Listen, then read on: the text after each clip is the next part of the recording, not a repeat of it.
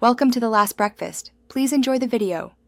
You begin by verifying fundamentals so fixes aren't wasted. First, make sure your console or PC and Call of Duty have the latest updates installed. This prevents version mismatches. Once done, power cycle your modem and router, wait 30 to 60 seconds, then reboot your device. While you reboot, test another app to check latency and packet loss.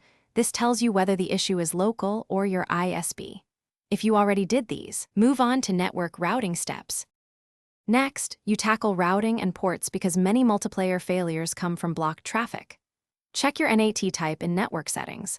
Open is ideal, moderate can work, strict often blocks matches. Assign a static IP to your device, then enable UPnP on the router or forward Call of Duty ports such as 3074 and 27014-27050, UDP/TCP to that IP. Make sure firewall or antivirus isn't blocking the game, and disable VPNs. To finish, you perform final cleanups that often resolve lingering errors.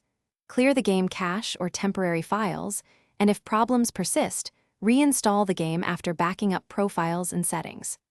Try switching server regions in-game to determine if the issue is regional routing or matchmaker overload. Run a traceroute to Call of Duty servers. If you see repeated packet loss at your ISP hop, contact them and Activision support with the log. One key tip: keep a record of tests so you can show exact times and results.